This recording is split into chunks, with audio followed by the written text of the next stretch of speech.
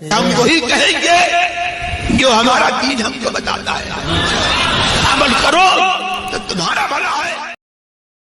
اللہ رب العالمین والصلاة والسلام على سید الانبیاء والمرسلین، اما بعد، اعوذ باللہ من الشیطان الرجیم، بسم اللہ الرحمن الرحیم، ان اللہ وملائکتہ یصلون علی النبی یا ایہا الذین آمنوا صلوا علیہ وسلموا تسلیما، اللہم صل علی سیدنا وشفیعنا وحبیبنا ومولانا محمد وبارک وسلم صلاۃ وسلام علیک یا رسول اللہ صلی اللہ تعالی علیہ وسلم۔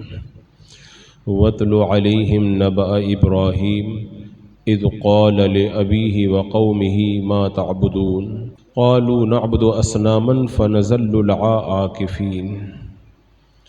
اور ان پر ابراہیم کی خبر پڑھیے جبکہ انہوں نے اپنے باپ اور قوم سے فرمایا کہ تم کس کی عبادت کرتے ہو؟ تو انہوں نے کہا قالوا نعبد اصناما فنظل لها عاکفین، انہوں نے کہا ہم بتوں کی پوجا کرتے ہیں پھر ہم ان کی عبادت کے لیے جمے بیٹھے رہتے ہیں۔ قال هل يسمعونكم اذ تدعون او ينفعونكم او يضرون قالوا بل وجدنا آباءنا كذلك يفعلون۔ فرمایا کہ وہ تمہاری سنتے ہیں جب تم پکارتے ہو، یا یہ تمہیں کوئی نفع یا نقصان پہنچاتے ہیں؟ انہوں نے کہا کہ بلکہ ہم نے اپنے باپ دادا کو ایسے ہی کرتے پایا ہے۔ قال افرأیتم ما کنتم تعبدون انتم وآباؤکم الاقدمون فإنہم عدو لی الا رب العالمین الذی خلقنی فہو یہدین والذی هو یطعمنی ویسقین۔ فرمایا تو کیا تم دیکھتے ہو کہ کس کی پوجا کر رہے ہو، تم اور تمہارے پہلے باپ دادا؟ تو بے شک پروردگار عالم کے سوا تمام میرے دشمن ہیں، وہ جس نے مجھے پیدا کیا وہی مجھے ہدایت دے گا، وہی مجھے کھلاتا پلاتا ہے۔ یہ مسلسل آیات کریمہ حضرت ابراہیم علیہ السلام کے حوالے سے یہاں پر تلاوت ہوئی۔ اس سورہ میں جو انبیاء کرام کے قصے بیان کیے گئے ہیں ان میں سے یہ دوسرا قصہ ہے جس میں حضرت ابراہیم علیہ السلام کا ذکر ہے، اور یہ بتایا گیا کہ حضرت ابراہیم علیہ السلام نے اپنی قوم کو کیسے تبلیغ فرمائی۔ اس صورت کے شروع میں یہ بتایا گیا تھا کہ ہمارے آقا صلی اللہ تعالیٰ علیہ وسلم کو دین کی تبلیغ کے اندر بہت کوشش کرنے کے باوجود بھی کفار جب ایمان نہیں لاتے تھے تو آپ کو رنج ہوتا تھا، تکلیف ہوتی تھی، تو اس سورہ پاک میں آپ کی تسلی فرمائی گئی۔ تو تسلی کے لیے یہ دوسرا واقعہ ہے۔ پہلے واقعے میں حضرت موسیٰ علیہ السلام اور فرعون کا قصہ ذکر کیا گیا کہ حضرت موسیٰ علیہ السلام نے کئی سالوں تک کوشش کی، تبلیغ کی، بڑے بڑے معجزات دکھائے، لیکن فرعون کی قوم میں سے صرف 3 نفر ایمان لائے، باقی لوگ مسلمان نہیں ہوئے، دریا میں ڈبو دیے گئے۔ اب یہاں پر آپ کی تسلی کے لیے حضرت ابراہیم علیہ السلام کا قصہ ذکر کیا گیا، جنہوں نے دین کی تبلیغ کے لیے کیسے مشکل حالات کا سامنا کیا، یہاں تک کہ ان کا چچا آزر جو بتوں کی عبادت کرتا تھا اس کو آپ نے ڈرایا، وہ نہیں مانا، دھمکی تک وہ دینے لگا۔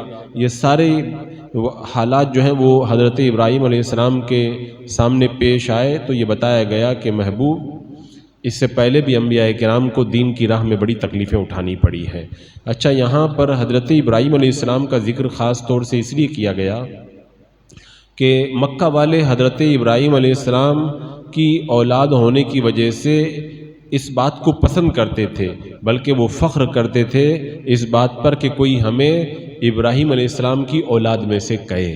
تو اس لیے خاص طور سے حضرت ابراہیم علیہ السلام کا یہاں پر ذکر کیا گیا، اور جو یہ کہا گیا کہ حضرت ابراہیم علیہ السلام نے اپنے باپ سے کہا یہاں باپ سے مراد آپ کے سگے باپ نہیں بلکہ آپ کے چچا، آپ کا چچا آزر جو بتوں کا پجاری تھا، کیونکہ کسی بھی نبی کا باپ جو ہوتا ہے وہ کافر نہیں ہوا کرتا، نبی جو ہوا کرتے ہیں پاکیزہ پشتوں اور رحموں سے منتقل ہو کر کے آتے ہیں۔ تو یہاں پر چونکہ عرب کے اندر باپ جو ہے وہ چچا کو بھی کہا جاتا تھا، تو اسی اعتبار سے یہاں پر فرمایا گیا، اور آپ نے اپنے چچا سے یعنی آزر سے کہا، اور اپنی قوم یعنی وہی عراق کے اندر ایک جگہ ہے بابل، اسی بابل کے رہنے والے انہی کو جو ہے وہ آپ نے یہ تبلیغ فرمائی۔ تو فرمایا کہ قالوا نعبد اصناما فنظل لها عاکفین، آپ نے جب پوچھا تھا نا کہ تم لوگ کس کی عبادت کرتے ہو، تو انہوں نے جواب میں کہا تھا کہ ہم بتوں کی پوجا کرتے ہیں اور ہم بتوں کے سامنے آسن مار کر کے بیٹھتے۔ اصنام یہ صنم کی جمع ہے، اور صنم اس مجسمے کو کہتے ہیں جو چاندی، پیتل، لکڑی سے بنایا جاتا ہے۔ تو کفار یہ تانبا، پیتل، لکڑی سے بت بناتے تھے اور ان کی عبادت کرتے تھے، اور بعض علماء نے فرمایا کہ خدا کو چھوڑ کر جس کی پوجا کی جائے وہ سب صنم ہے، سب صنم ہے، اور ہر وہ چیز جس کی مشغولیت اللہ سے غافل کر دے وہ بھی صنم ہے۔ انہوں نے کہا کہ ہم ان اصنام کی یعنی بتوں کی پوجا کرتے ہیں، اور کہا کہ ہم لوگ ان کے سامنے عاکفین، ویسے اعتکاف کا معنی تو ہوتا ہے اللہ تبارک و تعالیٰ کا قرب حاصل کرنے کے لیے مسجد میں ٹھہرنا، لیکن یہ جو عاکفین تھے اس کا مطلب یہ ہے کہ بتوں کی تعظیم کے لیے بتوں کے سامنے جا کر کے جم کر کے بیٹھ جاتے تھے کہ یہ بت جو ہے وہ ہماری فریاد پوری کریں گے۔ تو حضرت ابراہیم علیہ السلام اپنی والدہ کے بطن سے غار میں پیدا ہوئے، جب آپ بڑے ہوئے غار سے باہر نکلے، شہر میں داخل ہوئے، تو آپ نے چاہا کہ یہ معلوم کریں کہ اس شہر کے رہنے والے کس دین کے ماننے والے ہیں، اور اسی طرح عقل مند لوگوں کو بھی یہی چاہیے۔ علماء فرماتے ہیں کہ جب بھی کسی شہر میں جاؤ نا تو پہلے وہاں کے لوگوں کا مذہب معلوم کرو، اگر وہاں کے لوگوں کا مذہب صحیح ہو، اہل ایمان میں سے ہو تو ان کی موافقت کرو، اور اگر وہاں کے رہنے والے اہل ایمان میں سے نہیں ہے تو ان کی مخالفت کرو، ان کی موافقت مت کرو۔ حضرت ابراہیم علیہ السلام شہر میں گئے، پوچھا تم لوگ کس کی عبادت کرتے ہو؟ انہوں نے کہا کہ ہم تو بتوں کی پوجا کرتے ہیں اور ان کے ساتھ میں معتکف ہو کر کے بیٹھتے ہیں۔ تو حضرت ابراہیم علیہ السلام نے ان کا رد کرنا شروع کیا۔ آپ کا جو رد ہے وہ کتنے پیارے انداز میں تھا۔ اچھا، ایک سوال یہاں پر یہ ہے کہ آپ نے کہا کہ تم لوگ کس کی پوجا کرتے ہو، حالانکہ آپ کو تو پتہ ہی تھا کہ یہ بتوں کے پجاری ہیں۔ اصل میں آپ کے پوچھنے کا مقصد یہ تھا کہ تاکہ ان کو تنبیہ ہو جائے کہ تم لوگ جس کی پوجا کر رہے ہو نا وہ پوجا کے لائق نہیں ہے، وہ عبادت کے لائق نہیں ہے۔ اور حضرت ابو اللیث کہتے ہیں ابراہیم علیہ السلام کو ماں نے غار میں جب جنا وہیں پر آپ کی تربیت ہوتی رہی، جب آپ جوان ہوئے غار سے باہر آئے تو ماں سے آپ نے پوچھا کہ اے امی جان اس شہر کے رہنے والوں کا مذہب کیا ہے، تو آپ نے یہ ان کا مذہب دریافت کیا تو انہوں نے کہا کہ ہم لوگ بتوں کی پوجا کرتے ہیں۔ آپ نے ان کا رد کرنا شروع کیا۔ آپ نے کیا فرمایا؟ فرمایا تم ان کی پوجا کرتے ہو جو نہ تمہاری فریاد سنیں، نہ تمہیں فائدہ پہنچائیں، نہ نقصان پہنچائیں۔ یعنی آپ یہ چاہتے تھے کہ آپ کا مقصد تھا کہ جو شخص اپنے غیر کی عبادت کرتا ہے تو اسی لیے تو کرتا ہے کہ ضرورت کے وقت میں کام آئے، اور جو ہے اس کو نقصان کو اس سے دفع کرے، اس کو نفع پہنچائے، یہی سمجھ کر کے کوئی شخص کسی کو جو ہے وہ کسی کی پوجا کرتا ہے، اور تم جس کی پوجا کر رہے ہو یہ کچھ بھی نہیں کر سکتے، نہ سن سکتے ہیں نہ نفع پہنچا سکتے ہیں۔ جب ان کی حالت یہ ہے کہ تم پکارو تو پکار نہیں سنتے، تمہاری ضرورت کو پورا نہیں کرتے، تو تم پھر ان کی عبادت کیوں کرتے ہو؟ آپ نے یہ دلیل پیش کی اور ان کا رد کیا۔ جب حضرت ابراہیم علیہ السلام کی دلیل پیش ہوئی نا تو اب وہ لوگ لاجواب ہو گئے، اور ظاہر سی بات ہے ان کے پاس اور کوئی جواب نہیں تھا۔ جواب انہوں نے کیا دیا؟ حضرت ابراہیم علیہ السلام کی قوم کے سامنے جب یہ بات رکھی گئی تو انہوں نے جواب دیا ہمیں نہیں معلوم، ہم بس اپنے باپ دادا کو دیکھے تھے، بس ویسا ہی کر رہے ہیں۔ اس سے یہ معلوم ہوا کہ دلیل کے مقابلے میں کوئی اندھی تقلید کرتا ہے تو اس کا کوئی فائدہ نہیں ہے، کیونکہ عقائد کے اندر تقلید نہیں کی جاتی ہے۔ ہاں، شریعت کے مسائل میں تقلید کرنا جائز ہے، جیسے ہم لوگ امام اعظم کی تقلید کرتے ہیں شریعت کے اندر، تو عقائد میں تقلید نہیں کی جاتی ہے، مسائل میں تقلید کی جاتی ہے۔ اور انہوں نے اپنے باپ دادا کی اندھی تقلید کی، قرآن پاک میں اس کی مذمت کی گئی۔ معاذ اللہ آج کل کے جو نام کے اہل حدیث غیر مقلدین ہیں وہ یہ آیتیں اہل سنت پہ فٹ کر کے کہتے ہیں کہ دیکھو وہ اپنے باپ دادا کی تقلید کرتے تھے، ایسے ہی سنی بھی اپنے باپ دادا کی تقلید کرتے. ہم جو ہے وہ کسی امام کی جو تقلید کرتے ہیں وہ تقلید عقائد میں نہیں کرتے، مسائل میں کرتے ہیں. مسائل میں تقلید کرنا جائز ہے اور اس کے اندر کوئی حرج نہیں، بلکہ یہ کرنا ضروری اور لازم ہے، واجب ہے. حضرت ابراہیم علیہ السلام نے آگے کیا فرمایا؟ آپ نے ارشاد فرمایا کہ تم ان کی عبادت کر رہے ہو، میں تو اللہ کے سوا تمام کو اپنا دشمن سمجھتا ہوں. آپ نے یہ بات اس لیے کہی کہ جب کفار نے بتوں کی تعظیم کی اور ان کی عبادت کی، ان سے نفع اور نقصان کی امید رکھی، تو کفار کے عقیدے کے مطابق گویا کہ وہ انہیں عقل مند مانتے تھے بتوں کو. تو حضرت ابراہیم علیہ السلام نے ان کا رد کرتے ہوئے کہا کہ مجھے ان سے دشمنی ہے، میں ان سے نفرت کرتا ہوں. کیونکہ جو بندہ خدا سے پیار کرتا ہو، خدا پر ایمان لاتا ہو، وہ کبھی بھی خدا کے علاوہ کسی اور کے سامنے نہ تو جھکنا گوارا کرے گا، نہ ان سے محبت کرنا گوارا کرے گا. تو آپ نے کہا کہ اچھا یہ جو کہا گیا نا کہ یہ صرف میرے ہی دشمن نہیں ہیں، تمہارے بھی دشمن ہیں. کیوں؟ اس لیے کہ تم ان کی پوجا کر رہے ہو، یہ تم کو جہنم میں لے کر کے جائیں گے. اب ظاہر سی بات ہے کوئی آدمی تھوڑا نقصان پہنچائے تو وہ چھوٹا دشمن ہوتا ہے، اور جو جہنم میں لے کر کے جائے وہ کتنا بڑا دشمن ہوگا. تو کہا یہ بت تو تمہیں جہنم میں لے جانے والے ہیں، تو لہذا ان سے بچنے ہی کے اندر تمہارے لیے بھلائی ہے. حضرت ابراہیم علیہ السلام نے جب یہ بات کہی، اپنی دلیل کو رکھ دیا. اس کے بعد میں آپ نے کہا کہ عبادت کس کی کرنا چاہیے؟ جس نے پیدا کیا ہو. تو کہا میں تو اس اللہ کی عبادت کرتا ہوں جس نے مجھ کو ہدایت عطا فرمائی، جو مجھے روزی عطا فرماتا ہے، مجھے کھلاتا ہے، پلاتا ہے. تو اللہ تبارک و تعالیٰ جو ان نعمتوں سے مالا مال فرماتا ہے وہی عبادت کے لائق ہے، اس کے علاوہ کوئی عبادت کے لائق نہیں ہو سکتا. بت دوسروں کو کیا کھلائیں گے؟ اگر ان کے سامنے مٹھائی لے جا کر کے رکھ دو تو وہ خود اپنے سامنے رکھی ہوئی مٹھائی بھی نہیں کھا سکتے. تو جو اتنا بھی نہیں کر سکتا وہ کیسے خدا ہو سکتا ہے؟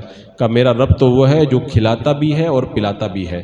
میرے آقا صلی اللہ تعالیٰ علیہ وسلم نے ایک موقع پہ ارشاد فرمایا، میں اپنے رب تعالیٰ کے یہاں رات گزارتا ہوں تو وہی مجھے کھلاتا پلاتا ہے.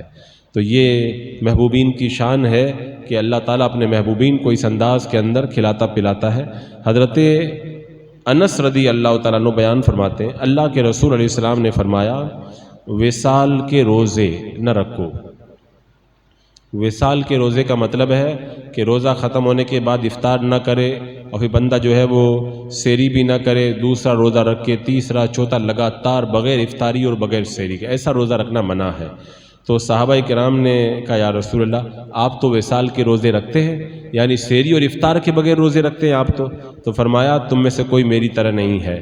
کیوں؟ اس لیے کہ میرا رب مجھے کھلاتا پلاتا ہے. تو یہ محبوبین کی شان ہوتی ہے. حضرت ابراہیم علیہ السلام نے کہا میرا رب مجھے کھلاتا پلاتا ہے. ہمارے آقا صلی اللہ تعالیٰ علیہ وسلم کھانے پینے کے محتاج نہیں تھے. وصال کے روزے رکھ کر کے آپ نے بتا دیا کہ میرے جسم کی حالت میں کوئی تبدیلی نہیں آتی. اب سوال یہ کہ جب کھانے پینے کی ضرورت نہیں ہے تو میرے آقا کھاتے پیتے کیوں تھے؟ تو حضرت شیخ جو صاحب روح البیان نے جس کو بیان کیا ان کے حوالے سے، وہ فرماتے ہیں کہ اللہ کے رسول علیہ السلام نے ظاہری طور پر امت کو کمزور جانا تو آپ نے جو ہے وہ کھا پی کر کے ان کے لیے سنت قائم کی، ورنہ میرے آقا صلی اللہ تعالیٰ علیہ وسلم کو کھانے پینے کی ضرورت نہیں تھی. آپ نے کھا پی کر کے بتایا کہ کھانے کا طریقہ یہ ہے اور پینے کا طریقہ یہ ہے. کوئی سوال کر سکتا ہے اگر اللہ کے رسول علیہ السلام کو کھانے پینے کی ضرورت نہیں تھی تو جب بھوک کا موقع آیا تو آپ نے پیٹ پر پتھر کیوں باندھے؟ تو صاحب رول بیان فرماتے ہیں کہ وہ جو روایت کیا گیا نا آپ نے پیٹ پر پتھر باندھے تھے، وہ بھوک کی وجہ سے نہیں باندھے تھے بلکہ آپ کی کمال لطافت کی وجہ سے یہ تھا تاکہ آپ کا جسم اطہر ملکوت کی طرف نہ چلا جائے، اور آپ اس لیے جو ہے وہ اپنے پیٹ پر پتھر باندھے تاکہ عالم ارشاد کے اندر آپ مستقر رہیں، برقرار رہیں. تو یہ میرے آقا علیہ السلام کی شان ہے. اللہ کے رسول علیہ السلام کے زمانہ پاک میں ایک سقا تھا پانی پلانے والا. میرے آقا علیہ السلام کی اتباع میں وہ 3 دن تک اس کو رہنا نصیب ہوا، جیسا کہ صاحب رول بیان فرتے ہیں. وہ یہ آیت کریمہ پڑھتا تھا وما من دابۃ فی الارض الا علی اللہ رزقها، یعنی سب کو روزی اللہ دیتا ہے۔ تو اس کا اثر یہ ہوا کہ اس نے اپنے آپ کو اللہ کے رسول علیہ السلام کے سامنے لے جا کے ڈال دیا، بے ہوش ہو گیا۔ تو اسے خواب میں ایک پیالہ جنت کی شراب طہور کا پینا نصیب ہوا۔ اس نے جب وہ پیالہ پی لیا نا، اس کے بعد میں 20 سال تک، وہ 20 سال سے زیادہ زندہ رہا، لیکن اسے کھانے پینے کی کبھی خواہش نہ ہوئی۔ کوئی میرے آقا علیہ السلام کے قدموں میں اگر چلا جائے تو اس کا یہ حال ہو جاتا ہے۔ تو خود میرے آقا علیہ السلام کتنے جو ہے وہ اللہ کی بارگاہ کے مقرب ہیں، اور ان کو کھانے پینے کی حاجت کیسے باقی رہ سکتی ہے؟ تو حضرت ابراہیم علیہ السلام نے کہا میرا رب وہ ہے جس نے مجھے پیدا کیا، وہ ہدایت دیتا ہے اور وہی مجھے کھلاتا پلاتا ہے۔ تو یہ محبوبین کی شان ہے کہ اللہ تعالیٰ محبوبین کو براہ راست کھلاتا ہے، ہم گنہگاروں کو ان کے صدقے میں اسباب کے ذریعے کھلاتا پلاتا ہے۔ اب اس کے بعد میں حضرت ابراہیم علیہ السلام نے اللہ کی مزید شانوں کو اپنے چچا اور قوم کے سامنے بیان کیا، تاکہ یہ واضح ہو جائے کہ خدا جو ہوتا ہے اس کی یہ شان ہوا کرتے، تمہارے بت ہرگز خدا نہیں ہو سکتے ہیں۔ بسم اللہ الرحمن الرحیم، اللہم صلی علی سیدنا و مولانا محمد وبارک وسلم، صلاۃ و سلام علیک یا رسول اللہ، یا اللہ یا رحمان یا رحیم العالمین۔ اپنے محبوبین کے صدقے میں اعمال صالحہ کی توفیق عطا فرما، قرآن مقدس کے نور سے سینوں کو معمور فرما، ایمان پہ زندگی، ایمانی پر خاتمہ عطا فرما۔ ربنا تقبل منا انک انت السمیع العلیم وتب علینا انک انت التواب الرحیم۔ ان اللہ وملائکتہ یصلون علی النبی یا ایہا الذین آمنوا صلوا علیہ وسلموا تسلیما۔ اللہم صلی علی سیدنا و شفیعنا و حبیبنا و مولانا محمد وبارک وسلم، صلاۃ و سلام علیک یا رسول اللہ۔ سبحان ربک رب العزۃ عما یصفون، والسلام علی المرسلین، والحمد للہ۔